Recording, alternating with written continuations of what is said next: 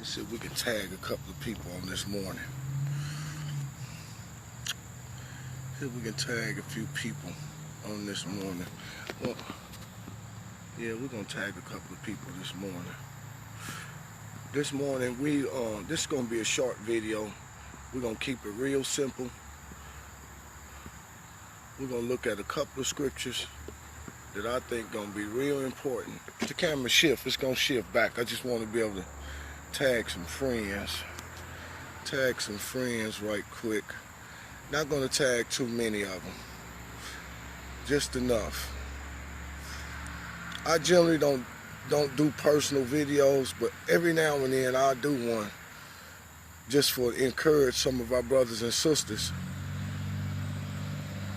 You see some brothers and sisters, man, that you can encourage. Every now and then I'll do a video personal, but the personal videos, I ain't ever gonna try to do a personal video. I have done them in the past, so I won't paint myself like I'm some type of perfect individual. I have done personal videos in the past aimed at people when I was a little bit younger, because you'd be moved out of your flesh sometimes. So, but this particular video, those videos that get done that be personal, they're always going to be done as it relates to edification and building up those individuals. So this particular video right here, we're going to be dealing with family. That's what we're going to be dealing with. And we know that we have many types of family. We have many types of family. Like, for instance, like say my family.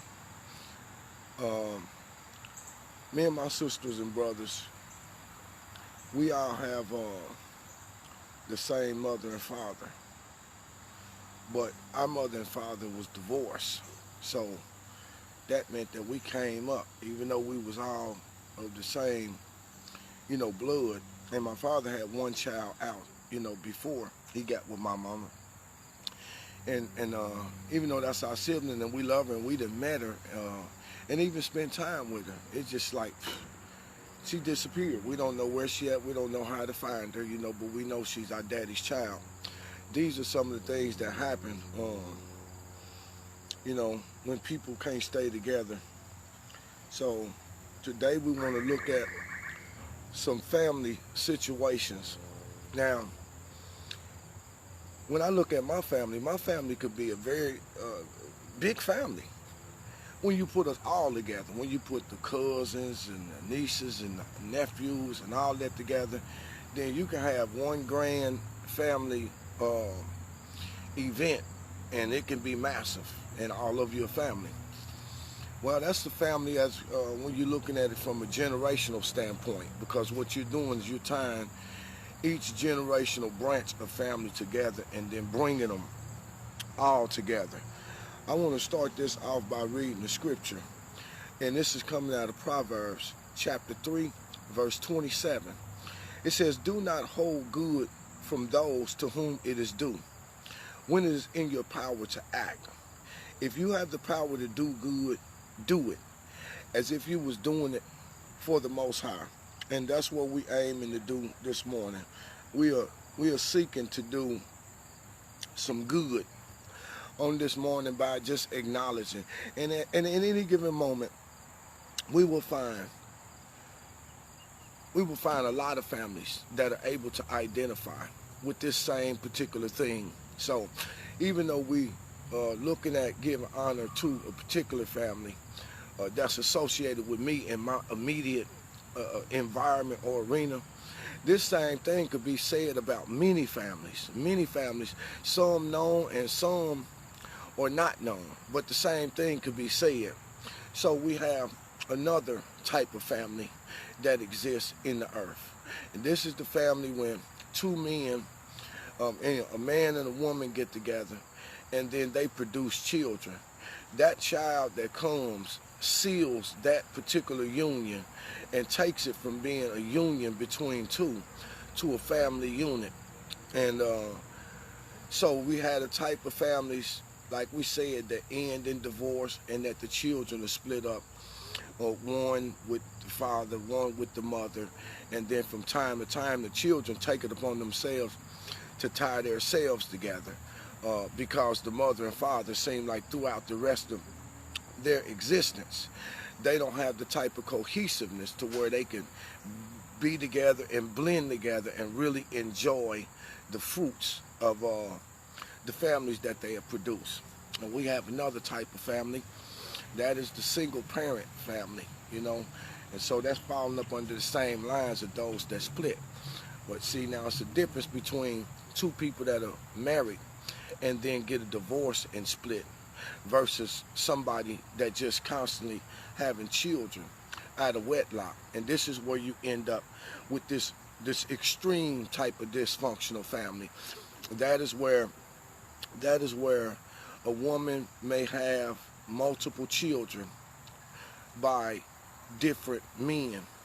And so that becomes somewhat of a dysfunctional family, because the reason why we say it's dysfunctional is not to assault people that are in that condition. There's no assault on you. We say it's dysfunctional because it is not what God intended for the family. And so we got those type of families. But we're not talking about those type of families today, even though they exist. It takes generations in order for us to come to the place where we are at now, to where everything is so separated and everybody is so scattered. All of that scattering is born out of an inability to stay connected to each other when we start producing children. And what happens is that we don't get the result that the Most High means for us to get. So we want to start this right out the gate with the hardest punch. Hebrews chapter 13. That family that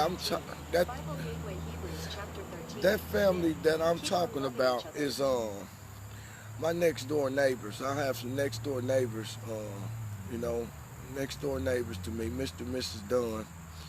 And for as long as me and Sweetie Pie been together, going on 20 years now, when I came to the block, that was one of the things that stuck out with me, is that they were a married couple and watched all their children get grown and their grandchildren. And then when I've been blessed enough to be a part of almost everything that they have ever done at this house when it comes to family. And I get such a great joy out of just seeing it.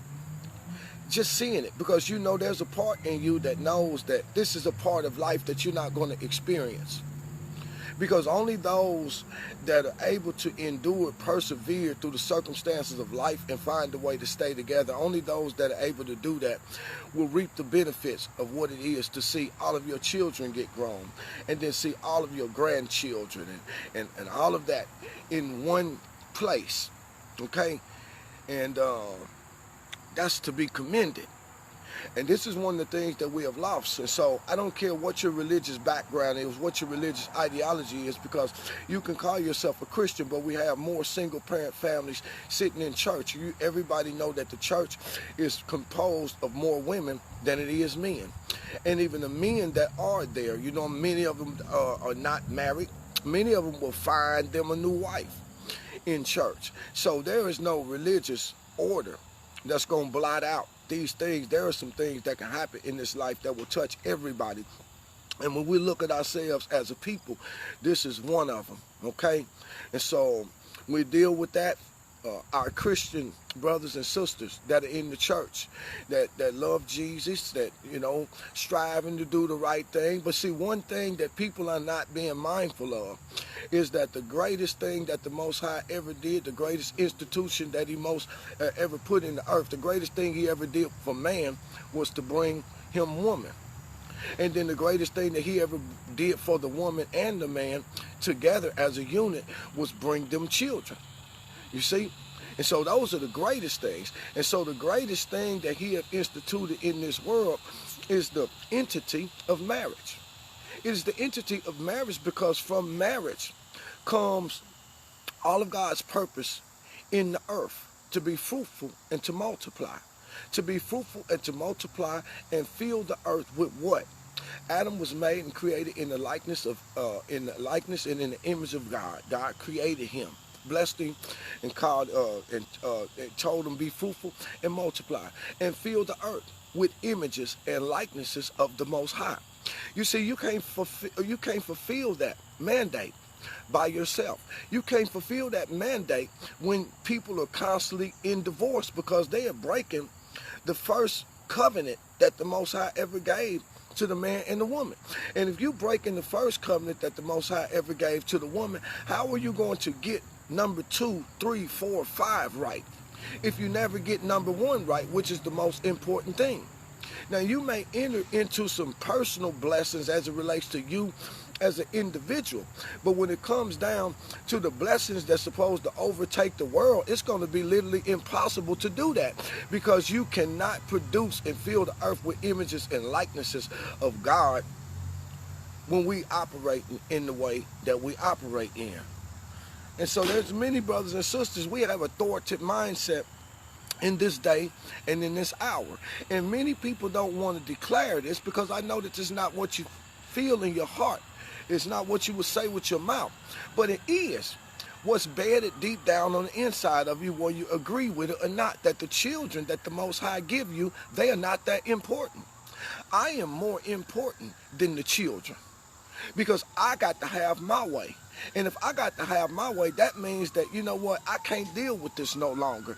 We can't be together no longer. We got to separate. We got to divorce because we just can't get along. We got now irreconcilable differences. But what you ain't understanding is what it's going to do to the generations that's going to follow, because now the child is about to be split in half when God said the two shall be one. They shall be no more two. They shall be one. And how is it that two physical beings become one? They become one as they produce offspring that is a combination of the two of them. And when you split up, then you split that offspring up too, because half of that offspring goes in the direction of the mother, half of it goes in the direction of the father, and then we cease to fill the earth with images and likenesses of the Most High that desires that we be one functioning body in this earth. And that's why I wanted to do this video, because I wanted to commend Mr. and Mrs. Dunn, and I want to give double honors to him for being an older man that exemplifies what it means to stand, what it means to be a father, what it means to be a husband. It don't always mean that everything goes your way, that everything is right, that we get along all the time. It don't mean that your children are always doing the right thing. It don't mean that.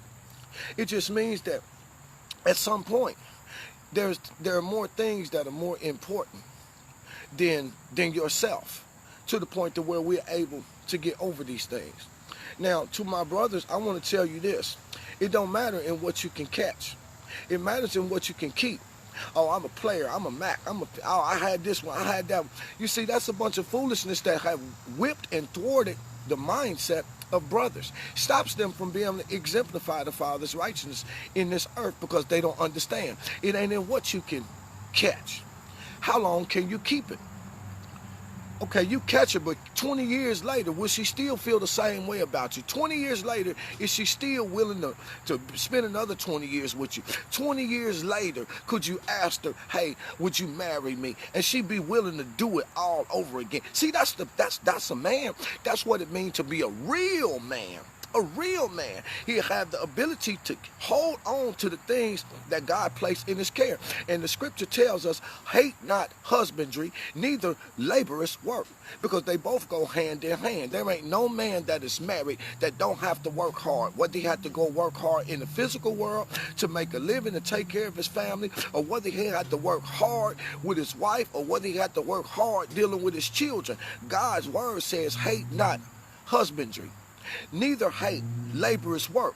And the reason why, he tied the two together, and both of them are what's going to exemplify his righteousness. Because if we didn't see brothers like Mr. Dunn loving to go to work and loving the family, where would the young man be able to see? See, there are a whole lot of things that we can look in this world and see, But we need to start looking at some of these brothers, some of these older brothers that have been an example. You're talking about being a real man. That's how God's blessing will rest on you. And that's why when you do things like that, when we put them events together, then we'll never have to worry about nothing. I'm going to be right there. But when you put it, it's just such a joy to see, because what you're witnessing is you're witnessing the Most High blessing people, rewarding them for being obedient. It don't mean that they're perfect. It just means that they're obedient. And they are surviving or succeeding in the most important area. They could be falling down in other areas, but they're surviving in the most important area. And what comes out of it is unmatched by anything, hands down. So let's go to the scripture. We're going to read Hebrews, is it 13? Yes, Hebrews chapter 13, verse 4. Marriage is honorable in all, and the bed is undefiled. But whoremongers and adulterers, the Most High will judge. Do you know how many people that we have in church that are whoremongering? Do you know how many people that we have in Israelite heritage that have been adulterers? Do you know how many people that we have in these situations that's moving into beds that are defiled? Simply because they have stepped on the first covenantal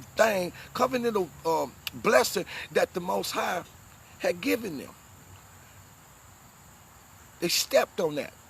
I've been guilty. I've stepped on that too. And that's why when I look at some of the interactions between these particular families on the earth, my heart bleeds. Because I'm saying that ain't going to happen to me.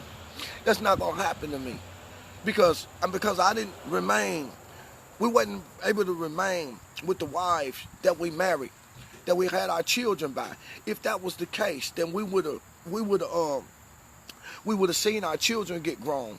And when they had their grandchildren, they would constantly be around, because this would be the surroundings that they were completely familiar with. Seeing how they were born in this house and then grew up in this house, and then when they got grown, they gravitated back toward this house because it is all that they ever knew. But when you go through divorce, now you have to deal with blended families. Now your families are scattered, because part of the time got to go over here with mama and somebody new, and then part of the time got to go over here with daddy and somebody new, and the children might not always identify or click with the people and so sometimes you may see them far less than you would normally see them. And I would like to believe that if you were still, if the people that have been through divorce, if they were still with the people that they married, and their children was gone, and their grandchildren, them children, them grandchildren, they would be there so much, it would like your children would still be at home.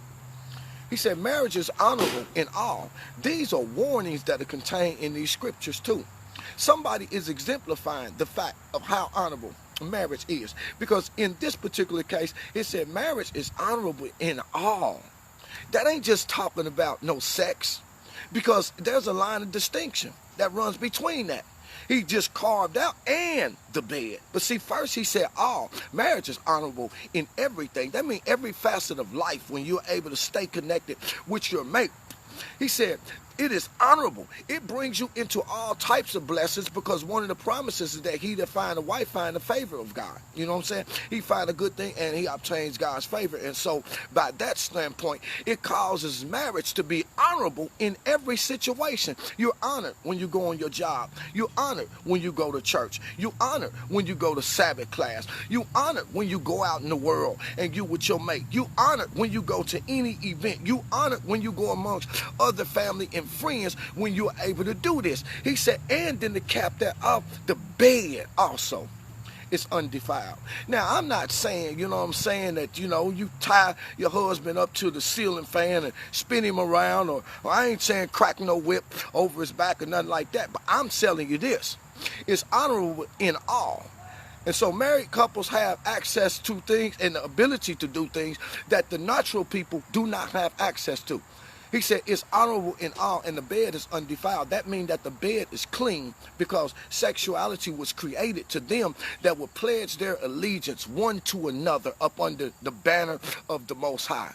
He said, and by that standard, it is a clean setting. Now, the opposite of undefiled. Undefiled means to be holy, to be pure, to be consecrated, to be set apart, to be lawful. But the opposite of undefiled is defiled. So if it's not marriage, then the bed you climbing into is defiled. And everybody always want to boil down these things. Oh, well, Jesus paid the price. Well, I'm blessed, highly favored. Yeshua is king. Allah Akbar. It don't make no difference what you classify yourself as from a religious standpoint. If you fail to understand how we're going to honor the Most High with this sacred union, you might as well just go sit down somewhere, because it ain't even no need. We fail in the most important area. And when we look in the world that we're living in, look at the condition of our people and the dependency that our people have on other people. When we look at the poverty, when we look at the welfare, when we look at the homelessness, and all of those things, see, these things come to tell you that our mouth is not lining up with our actions. Because marriage is honorable in everything that we do, and the bed will also be undefiled. But whoremongers, God gonna judge. Why is he gonna judge them? The adulterers, he gonna judge. Why is he gonna judge them? Because the opposite of undefiled is defiled.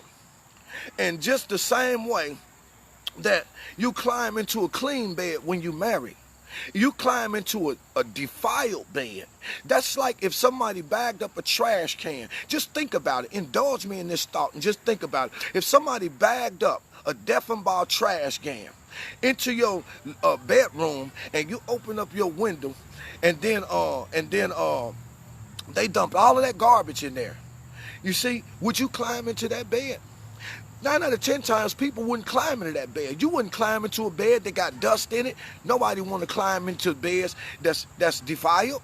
But the reality is that they are spiritually defiled, because marriage is a spiritual union, and it takes God in a supernatural realm in order to keep it together. He says, so you climb in a bed that is full of maggots and worms and all kind of dirt, creeping and crawling things, but they're not seen by the physical eye.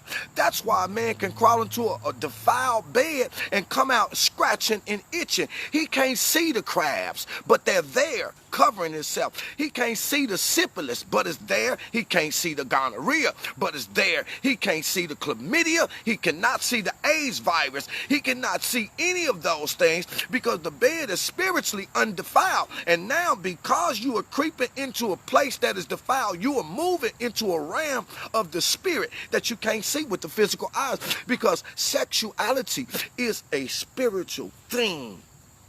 It is a spiritual thing when a man and a woman having intercourse, and then they break from the physical into the supernatural realm, where there's a glory that takes place, and a glory and a feeling that transcends anything in this physical life while we are in the moment of sexuality. And there are things that are transpiring while we are there, that are tying up loose ends, that are breaking strongholds, that are putting things back together. It's almost like when a husband and a wife are using that thing that God had given them, they can enter into the place of sexuality, and they can go in it with all kind of problems. They could have just got through arguing, but in the midst of that intercourse, things start to mend themselves together, because that's what the Most High said. It's honorable in everything. So because of this act, my problems, they fall off of me in the midst of this act.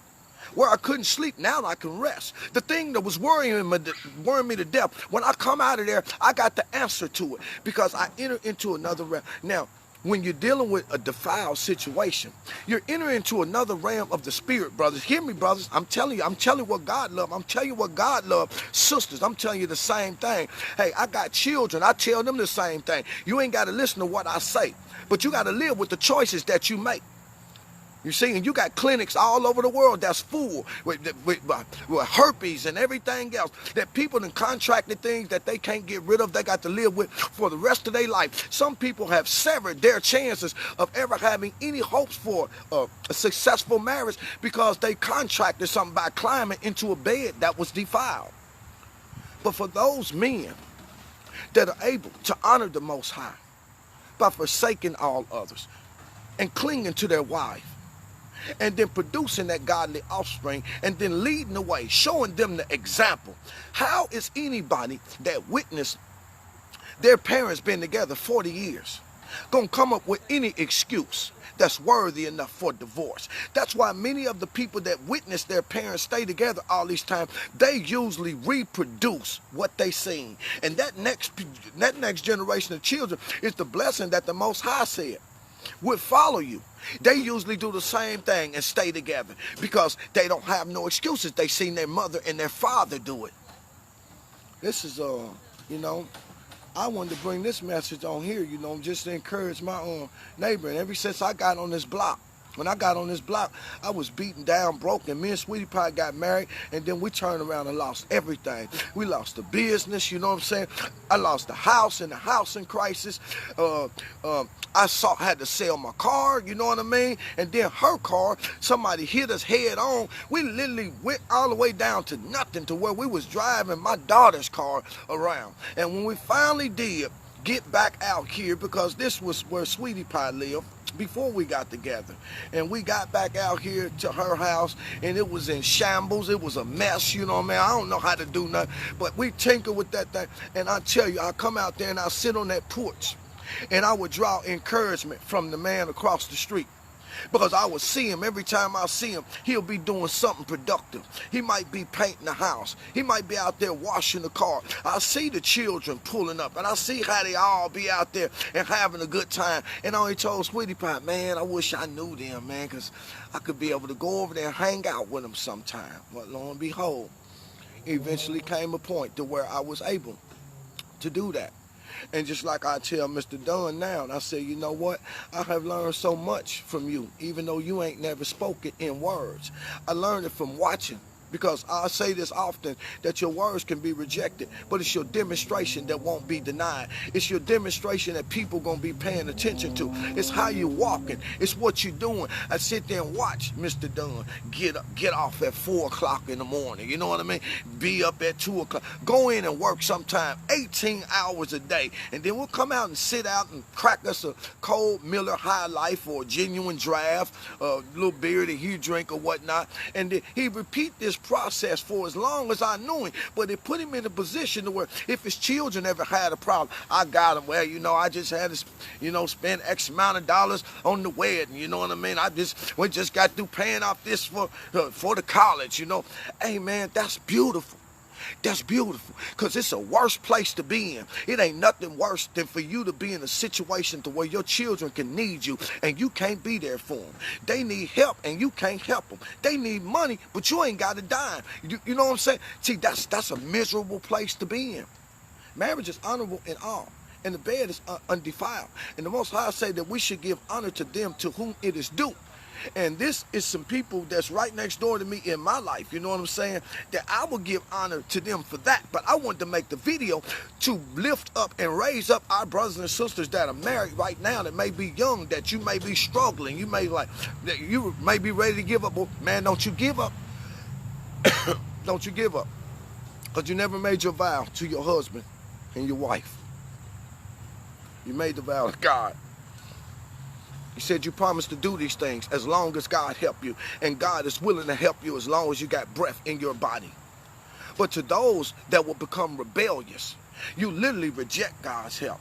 To our brothers and sisters, you talking about what it means to be a real man? What it means to be a real nigga? You ain't no real nigga until you can stand up. You ain't no real nigga until you can provide a house for your wife. You ain't no real nigga until you can raise your children. You ain't no real nigga until you can do the things that God is requiring of you to do, if you want to use that terminology. You ain't no real. You talking about what it means to be a strong black woman. You think going to work every day, forsaking your children and doing all, you think going buy all these material things while you forsake, you think that make you a strong black woman? No, what make you a strong black woman is be able to honor the Most High enough to sacrifice what you feel sometimes to follow your husband like he told you. That's what make you a real woman. Being able to understand what it means to sacrifice, what it means to love somebody, because love can only be made, or can only be measured by the sacrifices that you're willing to make. You can't say that you love me if you can't stand to be inconvenienced. If I can't get on your nerves sometime without you wanting to run off, you don't love me. Love gonna cost you something.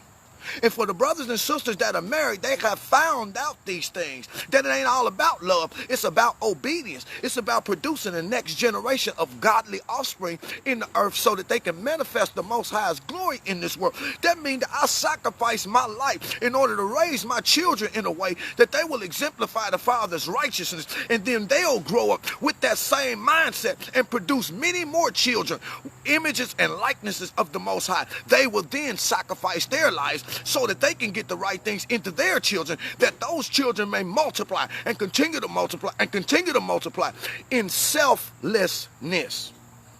Everybody got problems. Everybody go through the same thing, but everybody don't stay together. And you tell me why. One of the number one reasons why people can't stay together is because they're selfish. They don't care about God's will. They don't care about their mate. They don't care about the children. They don't care about nothing. The only thing that they care about is getting their way, so they'll fall down on the floor, have a temper tantrum, kick and scream, threaten to leave, and all of those type of things. But see, God ain't in there. And the whole time they be claiming that God, Jesus, Allah Akbar. The Christian church, full of broken homes. Israelite heritage, full of broken homes. Islamic mosque type of thing, full of broken homes. That was beautiful. Yes, that was beautiful, Mr. D. Thank you. Mr. D, yep, that was great. Yeah, that was beautiful, Carletta. Yep, that was beautiful. So, there's Mr. Dunn out there in the backyard right now. I was just talking to some of the brothers and sisters on my social media channel about what it means. What it means to exemplify the Father's righteousness through the family. You know what I mean? And I tell you all the time, Mr. Dunn, you have been a heck of an example. I've learned so much off of you, man. And I just have a ball. I just have a ball just watching it. You know what I mean?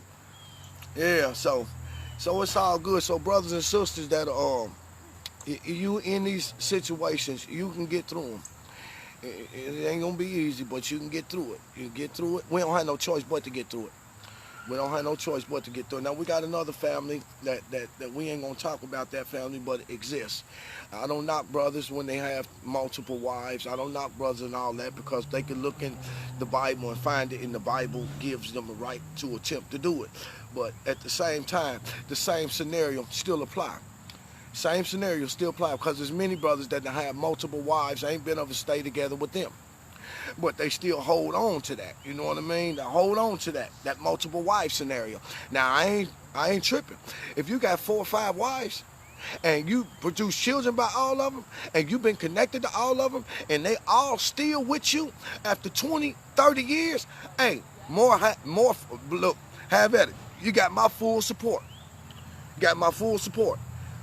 But we know that everybody ain't operating like that. Everybody ain't operating like that. So we want to just come on here and personally just, I wanted to personally just commend my neighbor.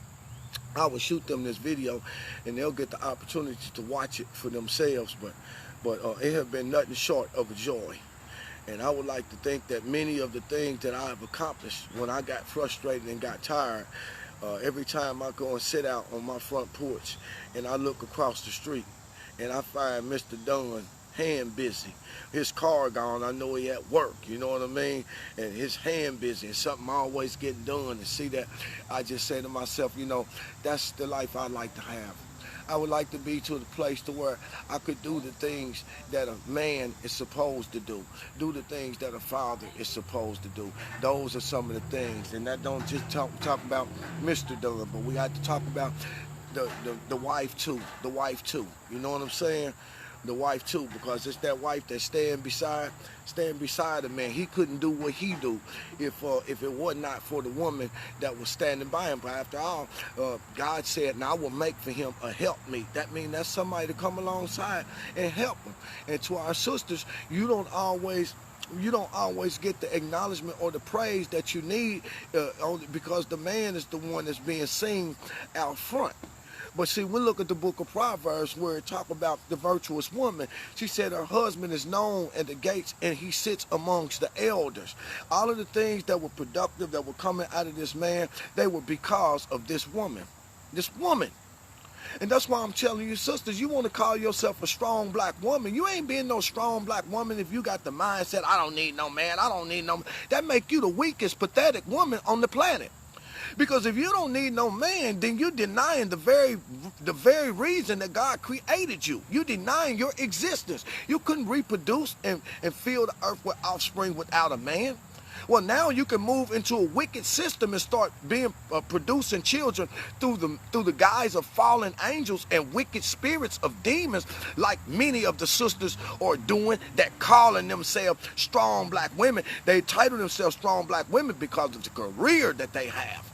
They got a career, they got the nice car, they got all of the physical things, but they have accepted those physical things and they have threw away the things that are most important. You want to be a strong black woman? Get in there and honor the Most High's word and do what he told you to do. Help your man.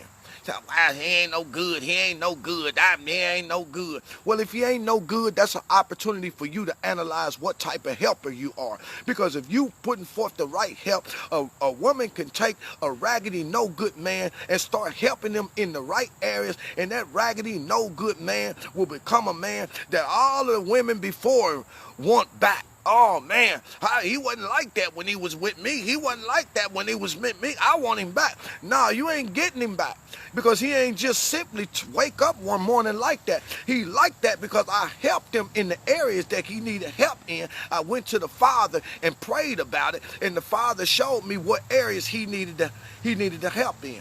And too many times, sometimes, sisters, you can want to offer help in areas that men don't need it.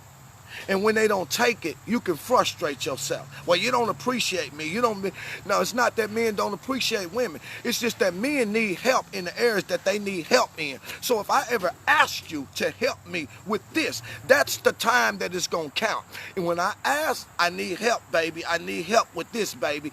You got to be whatever you doing. It got to take a back seat. That's what it means to be a strong black woman. It got to take a back seat, and I got to help that man. But you can't be rebellious. Oh, I'm doing something right now. Well, don't you see I got my own career to go on? I got my own. When you ain't got time to help a man with the things that he need help with. But you don't have no problem seeing him doing something and then come and volunteer. Let me show you this. I don't need your help. Then you mad. I don't need your help in this area. I need your help in the areas that I asked for it. And when I ask for it and you give it to me, then everything works wonderful. When I ask for it and I don't get it, then see, so everybody got to measure themselves by the purpose that God have given.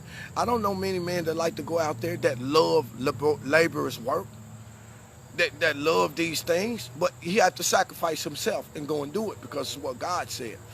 And so our sisters have to do the same thing. So I'm going to end the video right there. And I just want to come on here and commend all of the brothers and sisters that are striving. Marriage is indeed the hardest work that you're ever going to put forth in your life, because it won't end until it's time to die. And through that time, you're going to go through so many different things. You're going to go through so many different things.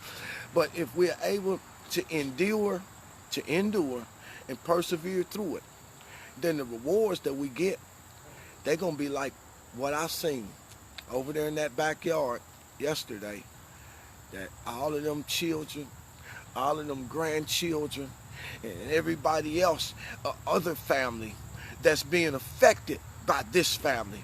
You see, when you like that, the rest of your family, they still your family. But they have failed in areas that you are strong in. My brother Marty, my brother Elder Milligan, 30 years with his wife. I got another brother, next to the oldest brother, 34 years with his wife. You know what I mean? And so I was like, man, their lives ain't perfect, but they're succeeding in the area that causes God's righteousness to be exemplified in this world. So let's give honor to those to whom it's due. To our brothers and sisters that have been through divorce, that don't mean that life is over. The Most High can give you another husband. He can give you another wife. Sometimes you just have to take the time and learn how to love the greatest man on the planet before you go and try to find somebody to love you. Learn how to love the greatest man on the planet before you find somebody to love you. Let the Most High do that. And then when we say those vows, We don't tell God no lie to his face. You promise to do this, you promise to do that, you promise to do this, you promise to do that. When you're up, when you're down, when you're in, when you're out, for better, for worse, for sickness, for health. See, the preacher asked these questions because he knows something that you don't know. You ain't seen the whole picture yet. And I say this exact same thing to many people that I done stood before and married and joined them in union. And they seem to forget that when they start having trouble. The last person that they want to talk to is me. But I tell them right then, you giving me the right to break into your business. Anytime I see anything out of order with your marriage, you give me the right to interject. They ain't thinking about that because right now they just bubbly in love with each other. In love, sun's still shining. Ain't no tornado blew through and tore half of the roof off. Ain't no earthquake came and shook everything apart. See, they ain't seen none of that. So it's, oh, I do. But what they miss is that you promise to do these things so long as God help you. So help you God. Oh, I do. So you ain't doing no injustice to your mate. You ain't doing no injustice to the person that quoted the vows. What you are doing is you're rebelling against the Most High. And that is a warning. And so our people are in a bad condition right now because of this particular thing right here. Let us be mindful of that. Do all this in our power to do. And if you can't get married or you don't feel like getting married, listen, if you don't want to be married, then stop having sex. That's your only option. You don't want to be married, stop having sex, because you ain't married, you don't have no right to be enjoying the things that God created for the married couple if you're not willing to make the sacrifice.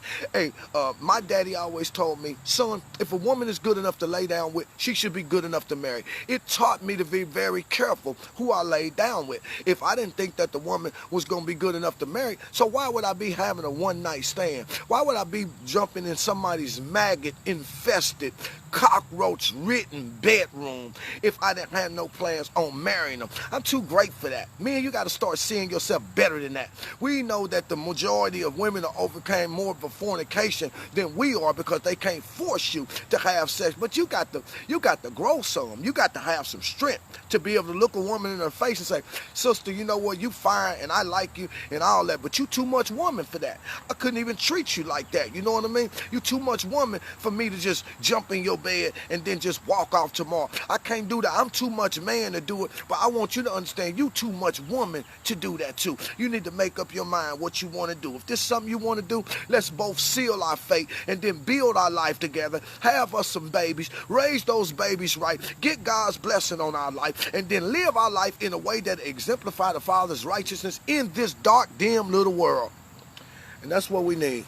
All praises to the Most High Heavenly Father, His glorious Son. Shouts out to all the brothers and sisters. Double honors to our married couples. Double honors to Mr. Dunn and Mr. Dunn. May the Most High continue to bless their house, bless all their children, bless all their grandchildren. And may the Most High do likewise to every other family that lines up with this video.